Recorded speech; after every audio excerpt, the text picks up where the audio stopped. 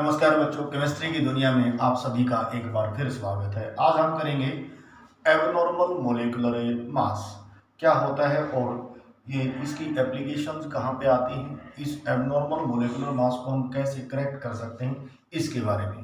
तो लीजिए शुरू करते हैं topic abnormal molecular mass.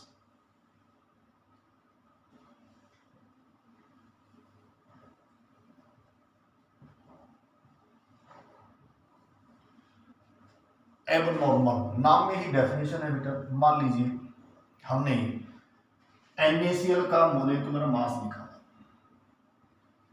Suppose osmotic pressure से ही किसी भी कोलिगेटिव प्रॉपर्टी को स्टडी करते हुए हमने जैसे ऑस्मोटिक प्रेशर से NaCl का मोलेकुलर मास निकाला और सपोज ये आ गया भाई 29.25। तो ये मास जो है बिल्कुल गलत है। तो बात ऐसी है जैसे मान लीजिए भाई हम किसी बस स्टैंड पे खड़े हैं और वेइंग मशीन में सिक्का डाल के वेट निकालते हैं। तो हमने सिक्का डाला और वेइंग मशीन ने हमारा वेट जो है दे दिया भाई 200 किलो। हम कहेंगे ये तो गलत है। दूसरा सिक्का डाला, हो सकता है उसने दे दिया 20 किलो। तो हम कहेंगे मशीन में कुछ ही गड़बड़ है, यानी कि मशीन ने जो 200 किलो या 20 किलो जो मोलेकुलर मास यानी कि हमारा जो वेट निकाला वो क्या था, एबनॉर्मल है, हमारे एक्चुअल मास से नहीं मिलता जुलता है। इसी प्रकार से जो हमारी चार कोलिगेटिव प्रॉपर्टी हैं, relative lowering in vapour pressure, osmotic pressure, elevation in boiling point और depression in a freezing point, उन सभी में हमने molecular mass of non volatile solute निकाला है। तो कहने का मतलब क्या है यहाँ पे कि भाई जैसे NaCl का हमने मोलेकुलर मास निकाल लिया ऑस्मोटिक प्रेशर को स्टडी करते हुए और उसकी वैल्यू आ गई 29.25, लेकिन NaCl का तो जो मास है वो इसके मास से क्या है, अलग आया। अब इसका जो एक्चुअल मास है उसकी वैल्यू सोडियम की कितनी होती है बेटा 23 और क्लोरीन की 35.5, ये कितना आ गया 58.85। तो mass determined by studying any of the colligative property comes out different from actual mass. That mass is said to be abnormal molecular mass. किसी भी कोलिगेटिव प्रॉपर्टी को स्टडी करते हुए जो नॉन वोलेटाइल सॉल्यूट था उसका मोलेकुलर मास जो हमने निकाला, यदि उसकी वैल्यू उसके एक्चुअल मास से डिफरेंट आ रही है तो उस मास को हम क्या कहेंगे, एबनॉर्मल मोलेकुलर मास। तो डेफिनेशन लिखते हैं हमारे पास एबनॉर्मल मोलेकुलर मास क्या होता है।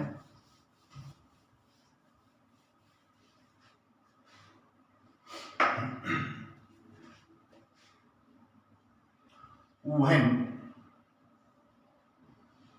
mass determined by studying any of the colligative property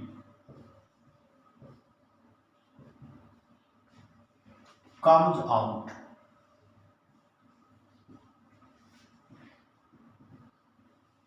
different from the actual mass of solute, then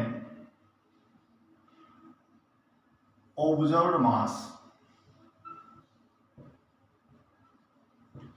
is said to be abnormal. For examples, mass of NaCl determined by osmotic pressure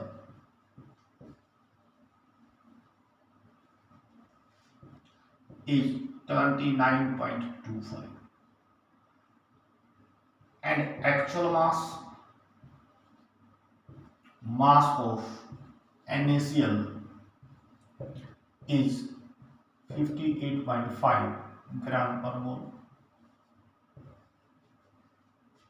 So our observed mass is abnormal.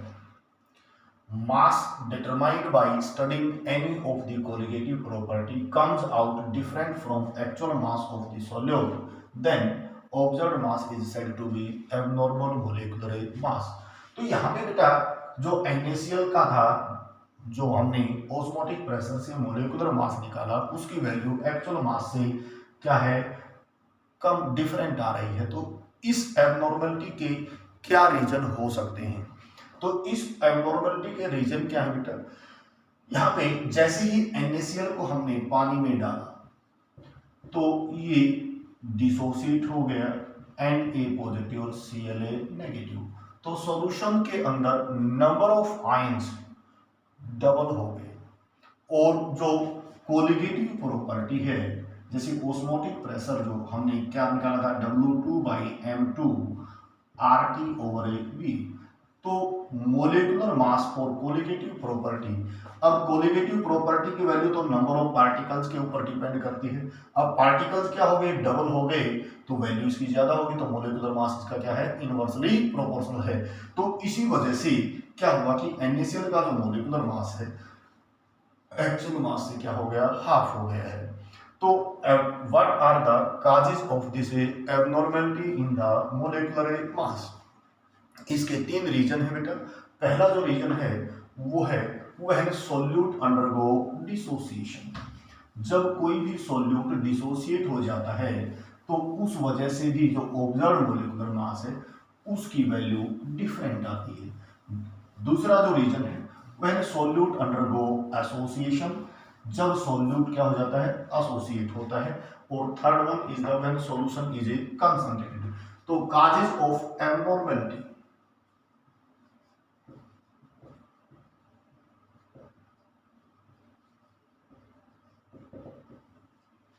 पहला जो reason है when solute undergo dissociation। जब solute dissociate हो जाता है उस वक्त number of ions in the solution increases, hence molecular mass decreases in that proportions. क्यों? क्योंकि colligative property number of ions के ऊपर डिपेंड करती हैं, और यदि नंबर ऑफ आयंस की संख्या ज्यादा हो जाएगी तो मोलेकुलर मास उतना ही प्रोपोर्शन में कम होता चला जाएगा। जैसे फॉर एग्जांपल्स हमने बात की NaCl, ये डिसोसिएट हो रहा है, तो इस केस में क्या बन गया, Na positive plus Cl negative. तो यहाँ पे एक्वस नंबर ऑफ आयंस कितने हो गए बेटा, 2 हो गए हैं। तो इस वजह से जो ऑब्जर्व्ड मोलेकुलर मास है वो आधा हो जाएगा। मान लीजिए मैंने हमारे पास एल्यूमिनियम सल्फेट ले लिया Al2SO4 थ्राइस। जब हम इसको पानी में डिजोल्व करते हैं तो ये एल्यूमिनियम के 2 आयन बन गए और सल्फेट के क्या हो गए, 3 आयन बन गए। तो जब सॉल्यूट डिसोसिएट होता है तो number of ions in the solution increases, so value of colligative property increases, and in that proportion molecular mass decreases because molecular mass is inversely proportional to the colligative property. दूसरा point हमारे पास, दूसरा जो reason है वो है solute undergo association. When solute undergo association, जब solute क्या हो रहा हो, एसोसिएट हो रहा हो। यहाँ पे डिसोसिएट हो रहा है, इसमें क्या जाएगा, एसोसिएशन, यानी कि 2 या 3 मॉलिक्यूल्स आपस में जुड़ करके एक सिंगल मॉलिक्यूल जो बनाते हो। जैसे ये हमारे पास एसिटिक एसिड था CH3COOH। अब एसिटिक एसिड के 2 मॉलिक्यूल जो हैं, किसके अंदर, सॉल्वेंट, यहाँ पे हमें बेंजीन लेना पड़ेगा, यानी कि ऑर्गेनिक सॉल्वेंट। वाटर के अंदर ये डिसोसिएट होगा और ऑर्गेनिक सॉल्वेंट में एसोसिएट हो जाता है। तो यहाँ पे क्या हुआ कि जो एसिटिक एसिड था इसके 2 मॉलिक्यूल्स आपस में जुड़ गए हैं, C डबल बॉन्ड O, और ये क्या आ गया, OH। इधर से ये दूसरा मॉलिक्यूल्स है C, इधर OH और ये डबल बॉन्ड O और ये CH था। तो इसके ऊपर पार्शियल नेगेटिव, इधर से पार्शियल पॉजिटिव, यहाँ पे पार्शियल पॉजिटिव, इस पे पार्शियल नेगेटिव। तो हाइड्रोजन बॉन्डिंग की वजह से एसिटिक एसिड के दो मॉलिक्यूल्स क्या हो गए बेटा, जुड़ गए हैं। तो इसलिए इसको हम बोलते हैं डाइमर। दो दो मॉलिक्यूल्स जुड़ गए हैं। अब number of ions in the solution क्या हो गए, हाफ हो गए हैं। तो मॉलिक्यूलर मास दुगना मिलेगा। किसी भी कोलिगेटिव प्रॉपर्टी से जो हम मॉलिक्यूलर मास ऑब्जर्व करेंगे उसकी वैल्यू क्या मिलेगी, डबल मिलेगी। और तीसरा रीजन है when solute is concentrated, when solution is concentrated। जैसे relative lowering in vapour pressure की हमने बात की थी कि भाई P naught minus P S over P note, इसकी वैल्यू हमने क्या ली थी बेटा, x2, और वो था n2 over n1 plus n2। तो फिर हमने कैलकुलेशंस को आसान करने के लिए यहां पे लिखा था for dilute solution n2 is very very less than n1, so neglect from denominator। लेकिन अब सॉल्यूशन हमारा डाइल्यूट नहीं होगा तो हम इसको नेग्लेक्ट नहीं कर सकते। नेग्लेक्ट नहीं करेंगे तो रिजल्ट्स क्या होंगे, डिफरेंट होंगे। जो ऑब्जर्व्ड मॉलिक्यूलर मास होगा उसकी वैल्यू एक्चुअल मास से क्या मिलेगी, डिफरेंट मिलेगी। तो by studying any of the colligative property, if the mass comes out different from actual mass, then mass is said to be abnormal molecular mass। The causes of this abnormality are three। First one is that when solute undergo dissociation, जब solute dissociate होगा तो solution के अंदर number of ion ज्यादा होंगे। number of ion ज्यादा होंगे तो molecular mass, जो observed molecular mass होगा वो हमेशा कम होगा। या दूसरा जो हमारे पास रीजन है when solute undergo association, association की वजह से molecules आपस में जुड़ जाएंगे तो number of ions in the solution क्या हो जाएंगे, एक्चुअल से लेस हो जाएंगे। तो molecular mass जो ऑब्जर्व्ड मोलिकुलर मास है वो एक्चुअल से ज्यादा मिलेगा। या फिर when solute is not concentrated, sorry dilute नहीं है, कंसंट्रेटेड है, तो उस केस में भी रिजल्ट्स जो है थोड़े से डिफरेंट होंगे। तो इन एबनॉर्मलिटी को दूर करने के लिए वॉन्टहोफ एक साइंटिस्ट थे, उन्होंने एक फैक्टर दिया और उसको बोलते हैं वॉन्टहोफ फैक्टर आई। तो क्या होता है वॉन्टहोफ फैक्टर आई, देखिए।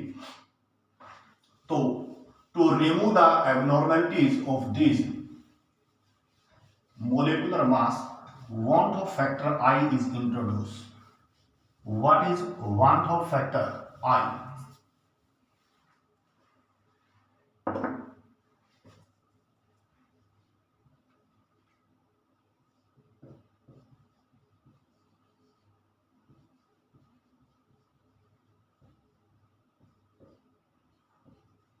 Wandt factor I यानी कि I की वैल्यू क्या होती है, ये कहता है observed value of colligative property to the normal value of the colligative property. Van't factor I, it is the ratio of experimental value of colligative property divided by normal value of colligative property।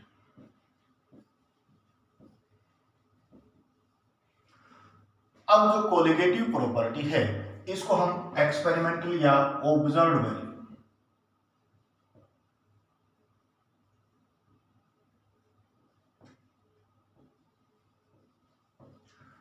कोई भी हमने colligative property पढ़ी, चाहे वो osmotic pressure है, चाहे elevation in boiling point है, चाहे डिप्रेशन इन फ्रीजिंग पॉइंट है।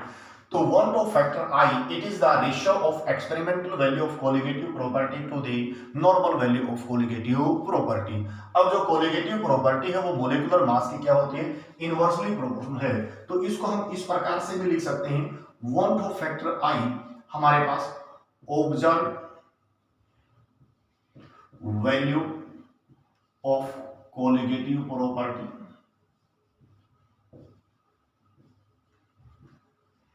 Divide by normal value of colligative property.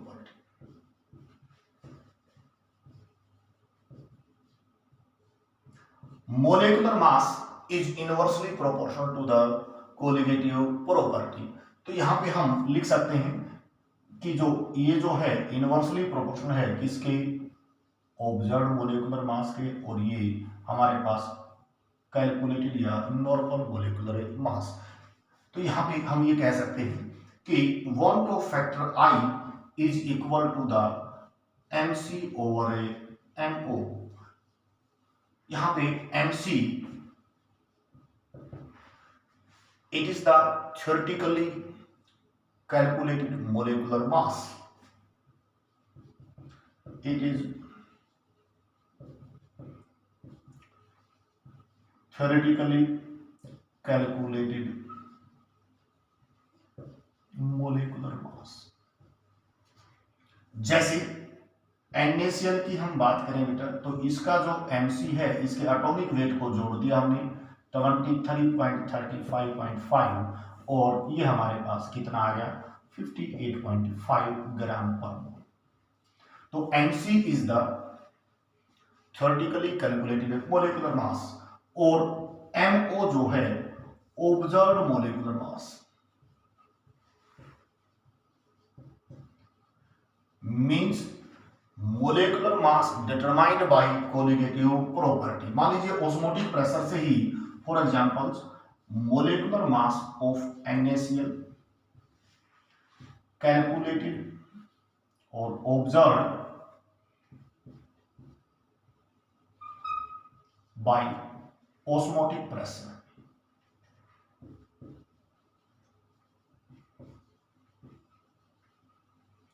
उसकी वैल्यू है 29.25।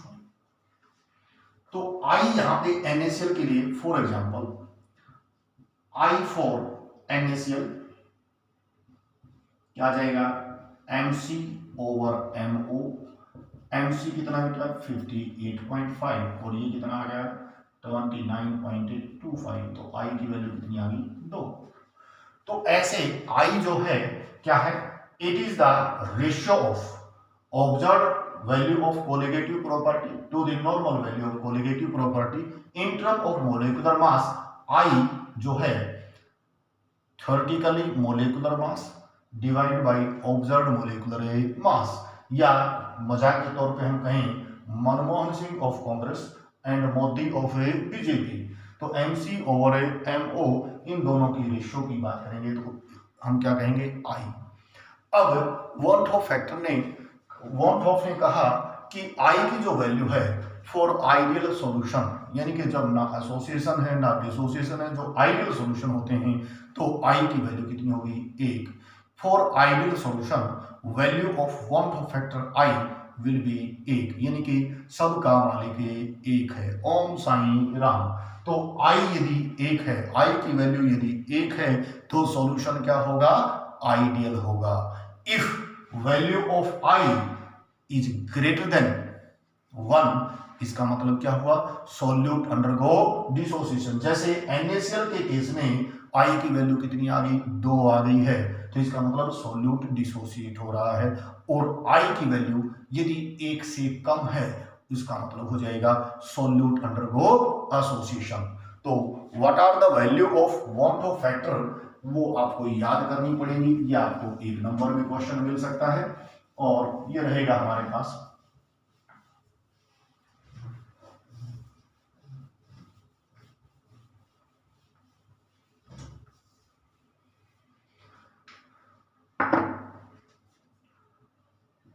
I is equal to 1, it means ideal solution।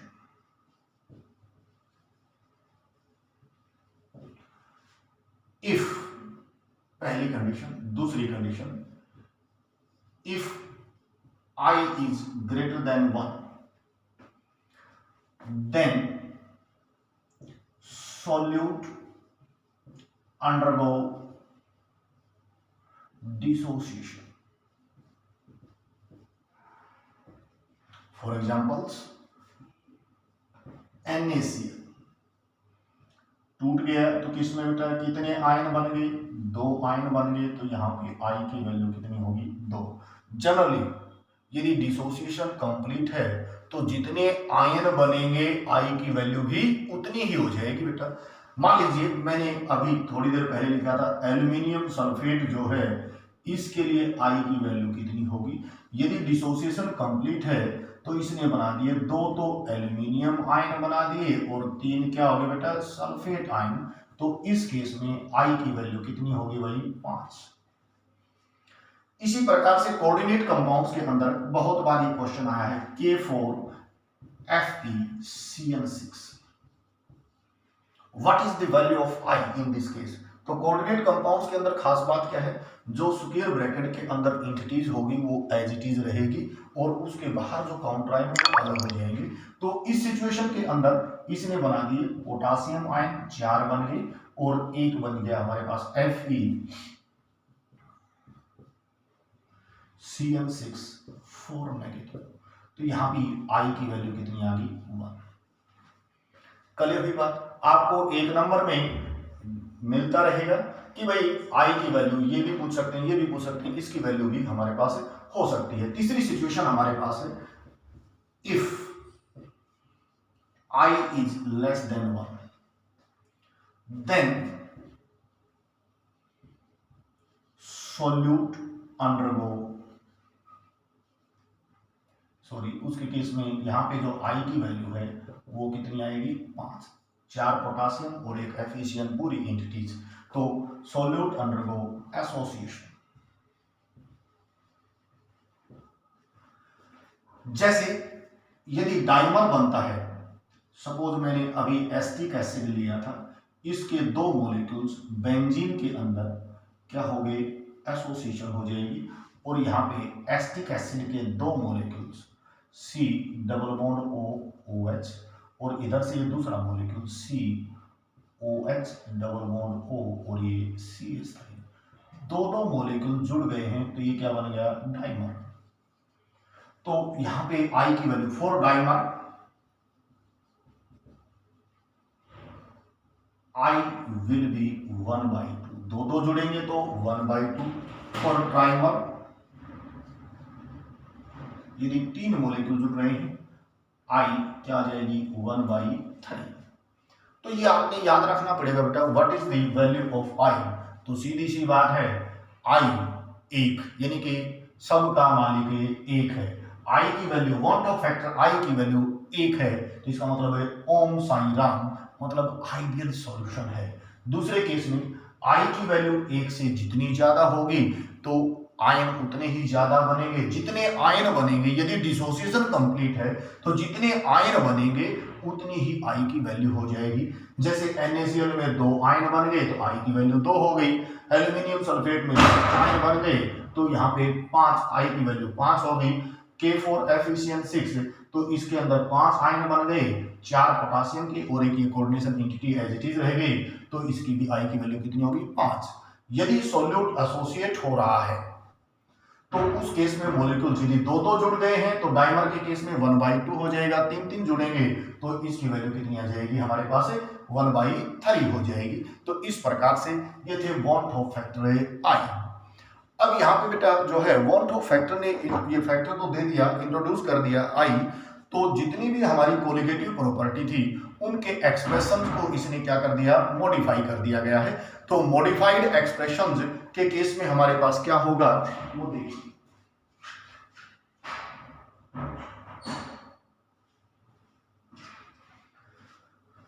हमारे पास modified expressions for colligative properties.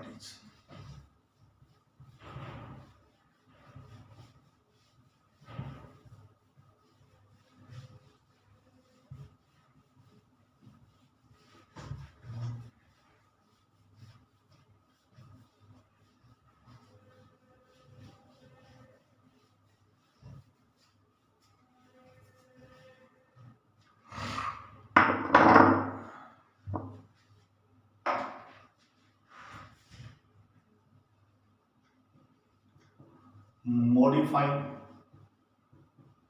expressions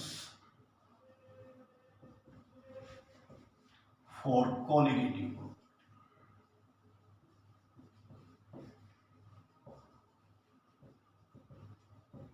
तो पहली हमारी कोलिगेटिव प्रॉपर्टी की थी बेटा रिलेटिव लोडिंग इन vapour pressure P naught minus P S over P note किसके बराबर थी बेटा x2।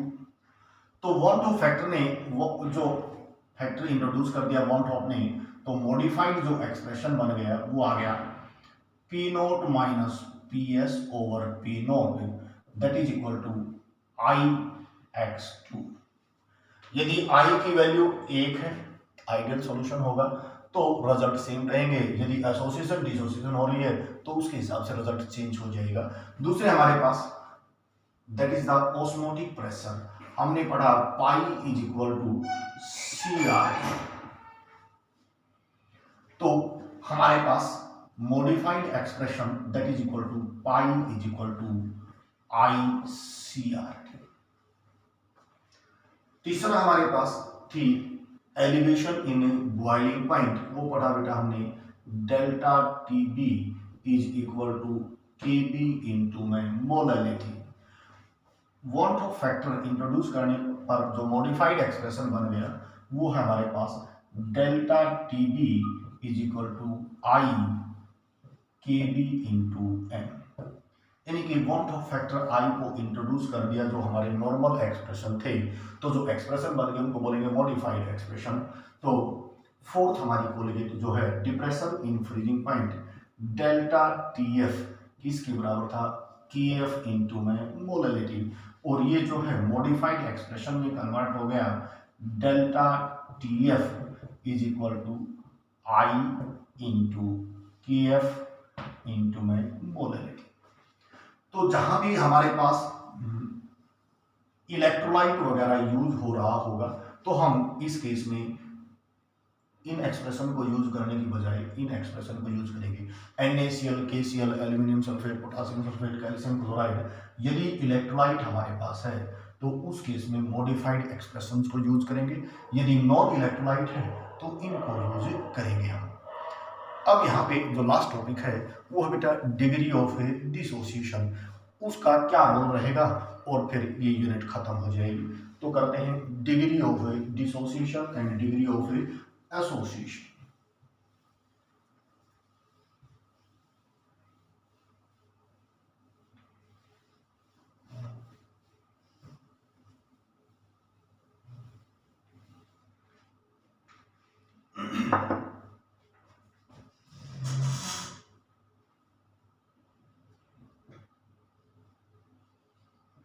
Degree of dissociation,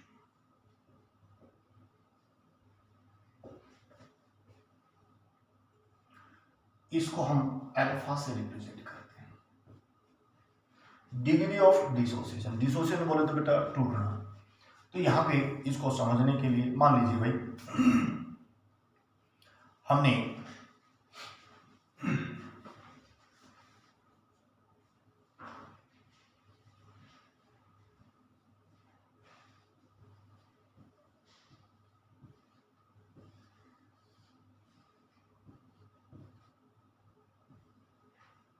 suppose ये 10 लड्डू थे और थैला जो है हाथ से छूट गया, तो इन 10 में से ये कितने टूट गए,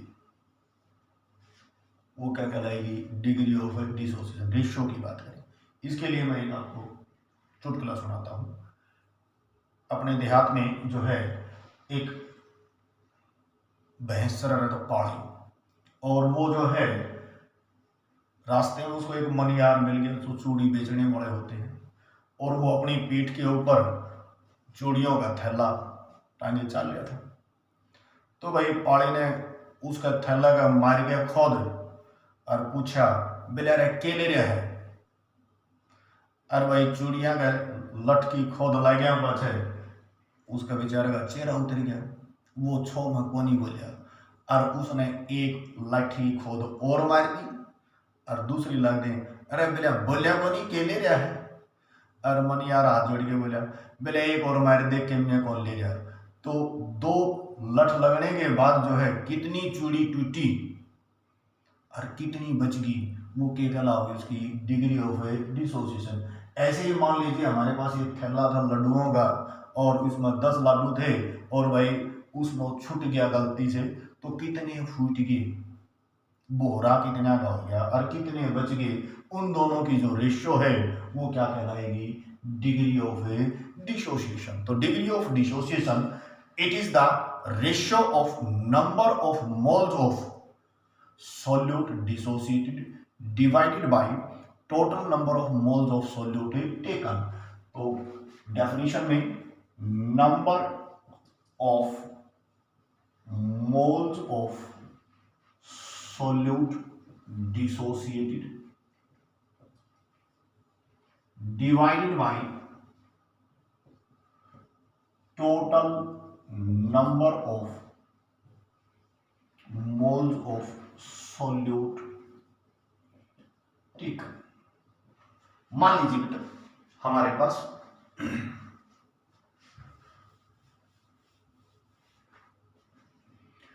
सपोज हमने NaCl ले लिया भाई, इसको पानी में डाल दिया और ये Na पॉजिटिव और Cl नेगेटिव एक्वस। मान लीजिए बेटा इनिशियल हमने इसके 10 मोल ले लिए और पानी में डालने के बाद सपोज इसके जो हैं 10 में से और 9 मोल जो हैं वो डिसोसिएट हो गए, यानी कि Na पॉजिटिव Cl नेगेटिव में कन्वर्ट हो गया। तो डिग्री ऑफ डिसोसिएशन यहाँ पे जो अल्फा होगी वो क्या आ जाएगी 9/10। और परसेंटेज की बात करेंगे तो ये आ जाएगा हमारे पास 90%। ये क्या हो गया, डिसोसिएट हो गया। तो degree of dissociation alpha it is the ratio of number of moles of solute dissociated divided by total number of moles of A solute taken. अब जो है क्वेश्चन हमारे पास ये आता है कि जो डिग्री ऑफ डिसोसिएशन अल्फा है इसका वन टू फैक्टर के साथ क्या रिलेशनशिप होता है। तो उसके लिए आपको याद रखना पड़ेगा। तो degree of dissociation and van't Hoff a factor alpha is equal to I-1 n-1। Derivation आपको याद नहीं रखना है, ये वैल्यू याद रखिएगा। तो यहां पे I क्या है, want ऑफ फैक्टर,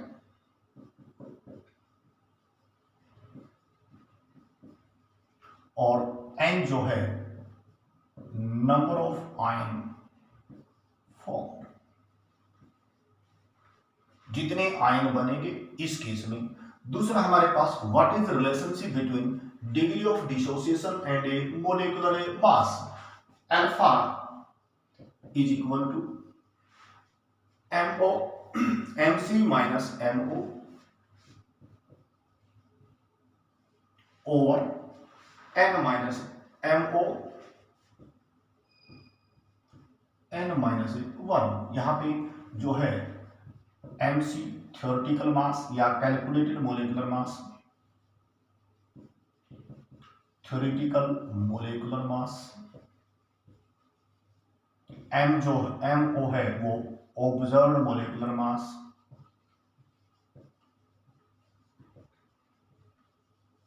और जो है N जो है number of ion formed in the solution. ये फार्मूले हमारे न्यूमेरिकल्स में यूज हो सकते हैं। दूसरा हमारे पास है degree of association.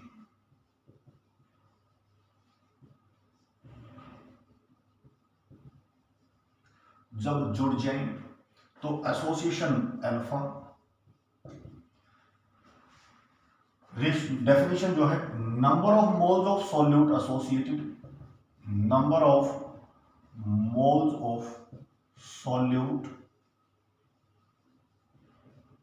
associated divided by total number of moles of solute taken।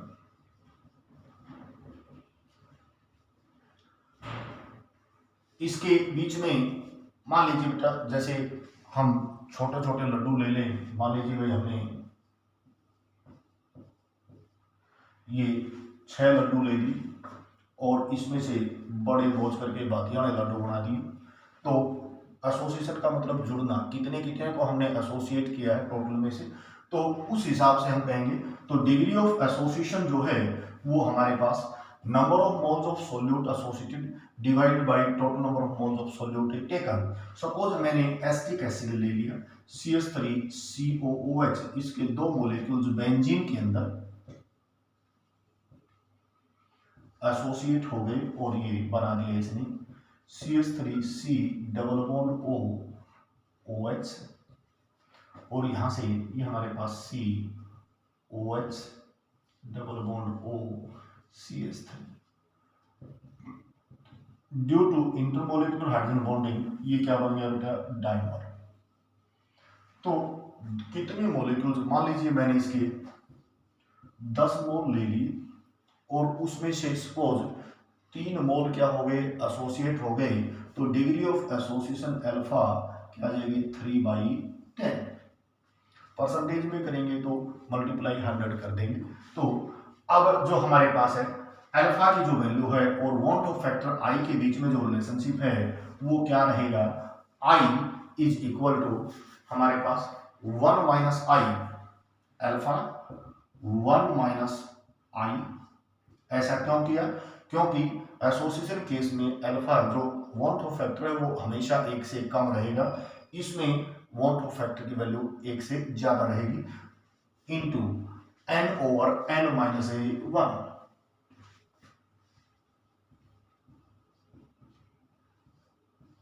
ये फार्मूला याद रखना है। यहाँ पे n का मतलब है नंबर ऑफ मॉलिक्यूल्स एसोसिएटेड।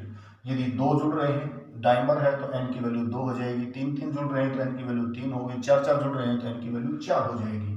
और मॉलिक्यूलर मास और डिग्री ऑफ एसोसिएशन I की जगह MC ओवर MO रख देंगे तो जो हमारा फार्मूला बनेगा वो आ जाएगा MO minus MC over MO into N over N minus 1। ये फार्मूले आपने याद रखनी है, न्यूमेरिकल्स के अंदर काम आएंगे हमारे पास। तो ये था बेटा डिग्री ऑफ डिसोसिएशन और डिग्री ऑफ एसोसिएशंस। तो अगली वीडियो में हम करेंगे numericals based upon want of factor and degree of dissociation and degree of association. तो इस वीडियो में इतना ही, इसके साथ ही ये यूनिट खत्म हो जाती है। न्यूमेरिकल अगली वीडियो में करते हैं।